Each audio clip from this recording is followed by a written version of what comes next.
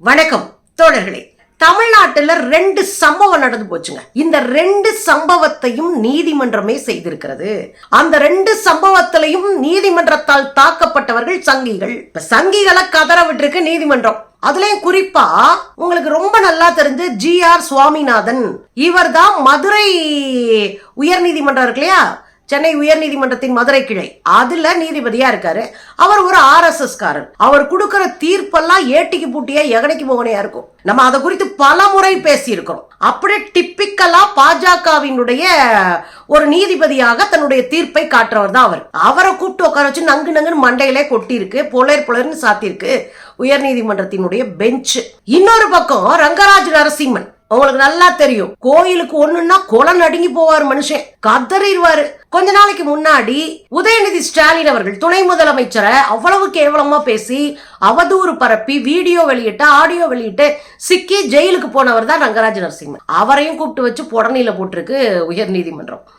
என்ன அப்படின்னா, நீதிமன்றங்கள் தான் மக்களினுடைய கடைசி நம்பிக்கை நம்ம சொல்றோம். நீதிமன்றங்கள் தெளிவா மக்களின் பக்கம் பகுத்தறிவோடு நின்னா இந்த சங்கி கும்பல்லாம் ஆடுற ஆட்டத்தை குறைச்சிரும். வடக்க நம்ம ஒண்ணும் சொல்ல முடியாது. குறைஞ்சபட்சம் தமிழ்நாட்டிலேயாவது சமூக நீதியோடு நீதிமன்றங்கள் அறிவியல் பூர்வமாக சோசலிச பூர்வமாக மக்களை உயர்த்தி படிக்கிற தீர்ப்புகளை கொடுக்கணும்னு நம்ம பல முறை பேசியிருக்கோம். அது இப்ப நடந்துட்டு இருக்கு. அதுலயும் இந்த சங்கி நரசிம்மன் இருக்கார் இல்லையா, அவர் எப்பவுமே ஏதாவது ஒரு இலவை கூட்டிட்டே இருப்பாரு. கொஞ்ச நாளைக்கு முன்னாடி அனைத்து சாதியினரும் அர்ச்சகர் ஆகலாம்னு முதலமைச்சர் ஸ்டாலின் நிறைய பேரை அர்ச்சகராக்குனார் இல்லையா, அப்பெல்லாம் கதறிட்டாருங்க. அப்ப அவர் என்ன சொன்னாரு, முதல்ல கடவுளை ஆவாகனம் செய்வோம் அப்படின்னாரு. இந்த ஆவாகனம் செய்யறதுனா என்ன அப்படின்னா, கோயில்ல இருக்கிற சாமியை தூக்கிட்டு போய் வீட்டுல வச்சிருவோம், சிலையல்ல சாமிய, அதாவது மந்திரம் போட்டு சாமியை மட்டும் எடுத்துட்டு போய் வீட்டுல வச்சு பூஜை அறையில நம்ம சாமி கும்பிட்டுக்குவோம், கோயில்ல சாமி இல்லை என்று சொல்லுவோம். இத தய பெரியார் அன்னைக்கே சொன்னாரு. நீ மட்டும் கோயில் கருவறைக்குள்ள போயிட்டேன்னு வச்சுக்க, நீ மட்டும் புரியும்படியா தமிழ்ல மந்திரம் சொல்லிட்டேன்னு வச்சுக்க, இங்க சாமியே இல்லைன்னு சொல்லுவா இந்த பாப்பான்னு சொன்னாங்க. அதான் செஞ்சாரு. அந்த நரசிம்மன் தான், அந்த ரங்கராஜ் நரசிம்மன் தான் பயங்கரமா ஸ்ரீரங்கம் கோயிலுக்காக பொலந்து கட்டி போராட்டம் நடத்தி ஏராளமான கோயில்கள் சார்ந்த வழக்குகளை போட்ட ஒரு ஆளு. இந்த சூழ்நிலையில தான் தமிழ்நாட்டினுடைய துணை முதல்வராக இருக்கக்கூடிய உதய் அவர்கள், அவங்க வீட்டுல ஏதோ பூஜை நடந்தது, அதுக்கு எல்லா பார்ப்பனரும் கூப்பிட்டாங்க, இவங்க எல்லாம் பார்ப்பனத்துக்கு எதிராக இருக்கிறவங்க அப்படியாக்கும் இப்படியாக்கும், இப்படி போய் பூஜை இப்படி நிறைய பேசிட்டாரு. பேசி ஆடியோ வீடியோ வெளியிட்டார். அவர் ஒரு சேனல் வேற வச்சிருக்காரு. அதுல வெளியிட்டு சிக்கிட்டாப்ல. இதுல யாரை வைத்து பேசினாரோ, ஸ்ரீபெரும்புதூர்ல இருக்கிற ஜிஆர் ஒருத்தர் கம்ப்ளைண்ட் பண்ண உடனே பெரிய விஷயமாச்சு. இது கடுமையான தண்டனை கொடுத்தாங்க. புழல் சிறையில இவர் அடைச்சாங்க. அப்புறம் நிபந்தனை ஜாமீன்ல வெளி வந்தார். இப்ப என்ன பிரச்சனை அப்படின்னா, இவர் இந்த வழக்கை ஸ்பாஸ் பண்ண சொல்லி தள்ளுபடி செய்ய சொல்லி உயர் நீதிமன்றத்துக்கு போயிருக்காரு.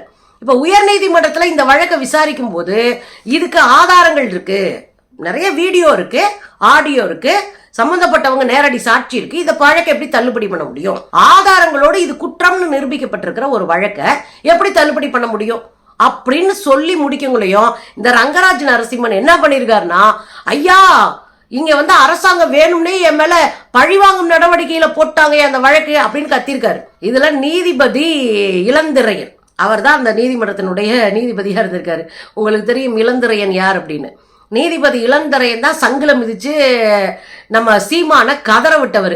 சீமானுடைய வழக்கை விசாரிக்கணும், 12 வாரத்துக்குள்ள எனக்கு அறிக்கை வரணும்னு சொன்னவர் அவர் தான். அவர்கிட்ட தான் போய் இந்த பீஸ் சிக்கிருக்கு. அதனால தள்ளுபடி எல்லாம் பண்ண முடியாதுன்னு சொல்லிட்டு இருக்கும் போதே, ஐயா அரசாங்கம் என்ன பழி வாங்குதுங்கயா, பழி வாங்குற நோக்கத்தோட தான் இதெல்லாம் போட்டிருக்காங்க அப்படின்னு சொல்ல, யோ நிப்பாட்டு, இதெல்லாம் சந்த கடன் நினைச்சிட்டு இருந்தியா, கோர்ட்டு சத்தமா பேசிட்டு இருக்க அப்படின்னு போலேன்னு சாத்திருக்காரு. ஐயா மன்னிச்சுக்கங்கய்யா, நான் தெரியாம கத்திட்டேன்னு ஐயா மன்னிப்பு கேட்க, யாரு ரங்கராஜ் நரசிம்மன் ஐயா மன்னிப்பு கேட்க ஒரே கலைபரமா இருந்திருக்கு நீதிமன்றம். கடைசியில கூப்பிட்டு போய் வழக்கு சந்திங்க, வழக்கை எதிர்கொள்ளுங்க, வழக்காடுங்க, அதுக்கப்புறம் பாத்துக்கலாம் அப்படின்னு ரங்கராஜ் நரசிம்மனுடைய வழக்கை தள்ளுபடி பண்ணி புடனில போட்டு அனுப்பியிருக்கு உயர் நீதிமன்றம். இது ஒரு பக்கம் இருக்குங்க. சுவாரஸ்யமான தகவல் என்ன அப்படின்னா, நீதிபதி தலையில கொட்டினதான் சுவாரஸ்யமான விஷயமே. நீங்க நல்லா தெரியும் ஜி.ஆர். சுவாமிநாதன் RSS காரன்னு. அவர் கொடுக்கிற தீர்ப்பெல்லாம் எப்படி இருக்குன்னா, சங்கிகள் உட்கார்ந்து தீர்மானம் போடுவாங்கல்ல, அதெல்லாம் தீர்ப்பா போட்டுருவாரு. அப்படிதான் அவர் ஒரு தீர்மானம் போட்டு ஒரு தீர்ப்பை போட்டு கையில கொடுத்தாரு. அது என்ன அப்படின்னா, கரூருக்கு பக்கத்துல எச்சி இலையில உருள்ற ஒரு வழிபாடு. இந்த வழிபாடு 10 வருஷமா நடக்கல. போன வருஷம் ஒரு சங்கி பையன் உயர் நீதிமன்றத்துல கேச போடுறான். ஏன் மதுரை உயர் நீதிமன்றத்திலேயே போடுறீங்கன்னா அங்கதானே சாமிநாதன் இருக்காரு, அவர் தானே வந்து காப்பாத்துவாரு, அவர் தானே சுவாமிநாதன். அவர்கிட்டே போய் வழக்கு பண்ண அவர் சொல்றாரு இது கடவுள் நம்பிக்கை இருக்கிறவங்களுடைய உரிமை, இது வந்து ஆன்மீக சக்தியை பெருக்கும். எது எச்சியலையில உருள்றது, ஏன் நீ போய் உருளு, பார்ப்பன கும்பல் உருள வேண்டியதானே எச்சியலையில, ஏன் பார்ப்பன கும்பல் உருளல? இந்த சூத்திர பயம் பூரா உருளுகிட்டு இருக்கானே அதை ஏன் ஆதரிக்கிற? ஏன்னா உனக்கு அடிமையா சூத்திரங்க எச்சியலையில உருளணும், அழகு குத்தணும், தீயில மிதிக்கணும், தீ இறங்கணும், சட்டி நெருப்பு சட்டி தூக்கணும், அதே மாதிரி மஞ்சோறு தின்னணும். இந்த சடங்குகள் மூலமாக இவர்களை சூத்திரலாவே நீ வச்சிட்டு இருப்ப, நீ மேல உட்காந்து அதிகாரத்துல ஆண்டுகிட்டு இருப்பீங்க, இதானே? அப்ப இந்த வழக்கு உங்களுக்கு நல்லா தெரியும்.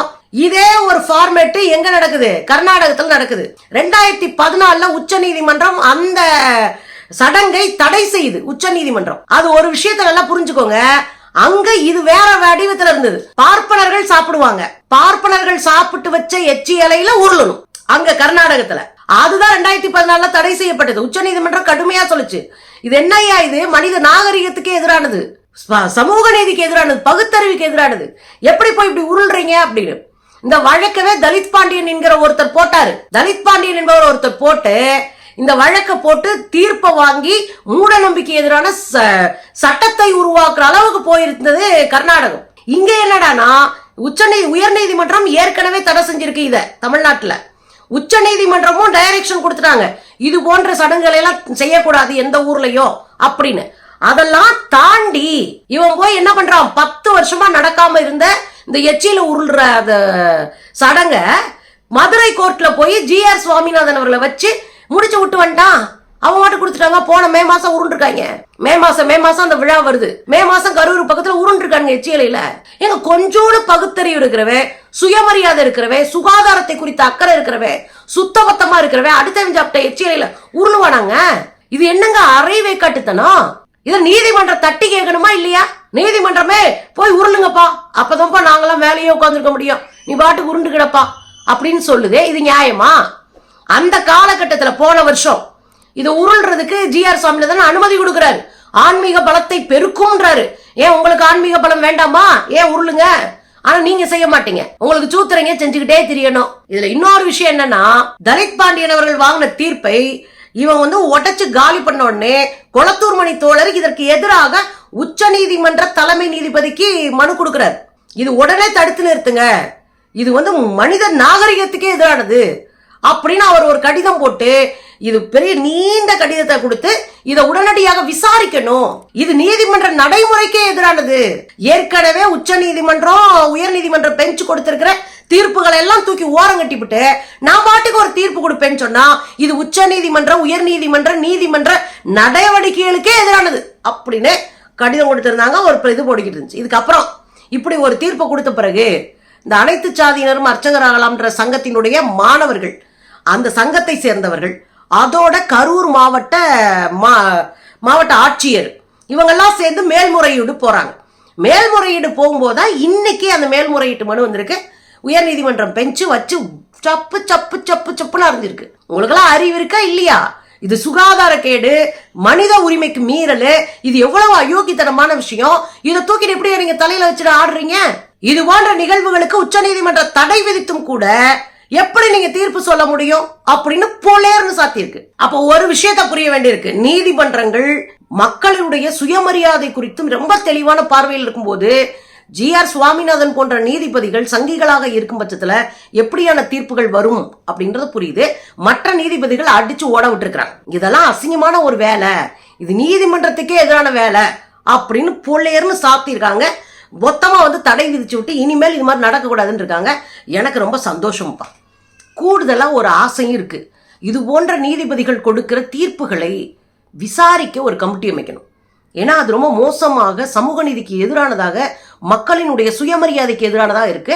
அதையும் விசாரிச்சாங்கன்னா இன்னும் பல தீர்ப்புகள் ஒழுங்கா வந்து சேரும். ஆக சங்கிக அடி வாங்கினா எனக்கு சந்தோஷம்ப்பா.